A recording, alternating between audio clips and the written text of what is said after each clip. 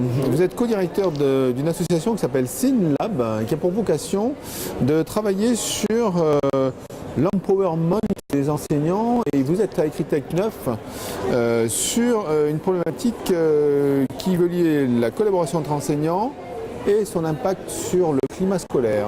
Est-ce que c'est bien ça? Tout à fait. Ce qu'on a remarqué, ce que la recherche nous dit, c'est que le développement des pratiques collaboratives entre enseignantes est un corollaire d'un meilleur climat d'établissement, est un corollaire aussi après pour les enseignants d'une amélioration du sentiment d'efficacité personnelle et professionnelle, donc qui se met ensuite au service de la réussite des élèves. Donc c'est pas simplement pour développer les pratiques collaboratives dans l'absolu, mais parce que c'est efficace au service de ce climat que l'association SynLab a identifié ou mène un certain nombre de programmes pour, soit en établissement, soit de manière numérique, améliorer ces pratiques collaboratives. Alors votre objectif, c'est de former l'enseignant à des techniques, design thinking ou autre, ou lui présenter une autre manière d'enseigner, pardon. Alors on a un outil qui s'adresse là aux équipes, alors aux individualités, mais surtout en équipe sur l'intelligence collective, le design thinking, et qui on a accompagné une quinzaine d'établissements avec des facilitateurs qui sont des professionnels formés à cette méthode-là.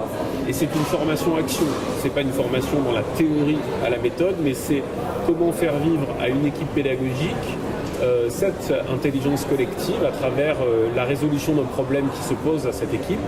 Par exemple, améliorer le dialogue avec les parents, la question de l'expression des élèves au sein de l'établissement, donc un sujet qui est commun à l'instant T, qui va être travaillé à travers cet outil-là avec un facilitateur qui va venir avec les 4 étapes du design thinking, de l'identification du problème jusqu'à la résolution et à ce partage du problème, et il va nourrir petit à petit progressivement le groupe avec ces outils méthodologiques pour renforcer les capacités individuelles et collectives de ce groupe, de cette équipe pédagogique, à mieux travailler ensemble une fois le problème fini et une fois le facilitateur terminé, à peu près au bout de 6 mois d'accompagnement. Vous intervenez à la demande du chef d'établissement en général, ou c'est dans un plan académique de formation? Alors les demandes sont venues là sur les académies de Créteil et de Versailles, sont venues soit des chefs d'établissement, soit de conseillers pédagogiques, ou soit même parfois d'enseignants eux-mêmes, puisqu'ils par bouche à oreille on avait entendu parler ou avait vu un manuel qui a produit SynLab sur le sujet, et donc qui nous ont sollicité, qui en ont parlé en équipe. Donc mais le chef d'établissement est la porte d'entrée la plus fréquente. Alors vous parliez de recherche au début de notre entretien, et donc vous avez une pratique sur une quinzaine d'établissements. Quel est le constat que l'on peut faire justement sur cette nouvelle approche? Parce qu'en fait, le prof en général est seul dans sa classe, et là vous avez une approche un peu plus collaborative, avec des nouvelles méthodes de résolution de problèmes. Est-ce que ça change le climat de l'établissement ou sinon de la classe?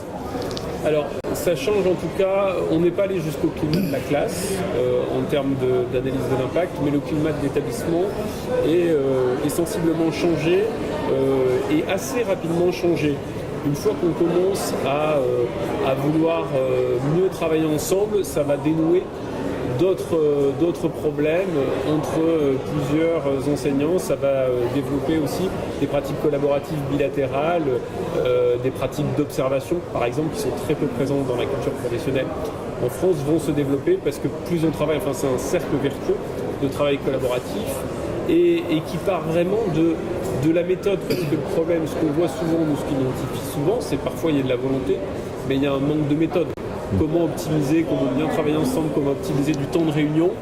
Et on voit bien que tout d'un coup, par exemple, nous, une des analyses, c'est le taux de présence à des réunions dites obligatoires en équipe. Il s'augmente parce que tout d'un coup, la qualité de la réunion et la qualité de l'échange s'améliore, et donc ça refait venir des enseignants qui avaient toujours des très bonnes excuses de ne pas y assister. Donc ça, c'est le type d'impact qu'on voit et qui, de fait, à l'échelle d'un établissement, rejaillissent très positivement sur le climat. Bien, mais on peut voir tout ça, j'imagine, sur synlab.fr.com. Alors on peut trouver tout ça sur synlab.fr, syn-lab.fr, et il y a une partie numérique de ce travail sur les pratiques collaboratives avec la plateforme êtreprof.fr qui a été conduite par Synlab mais qui est menée par une communauté d'enseignants, et comment on travaille sur les pratiques collaboratives mais à l'échelle digitale avec du mentorat et de la mise en relation entre enseignants expérimentés, moins expérimentés, des lives, des temps d'échange en direct, plusieurs soirs par semaine qui sont organisés soit sur les réseaux sociaux, soit sur le site Être Prof, et qui est un peu le pendant digital de ce travail sur le terrain en établissement. Êtreprof.fr. Êtreprof.fr, tout accroché. Tout accroché. Merci Stéphane. Merci.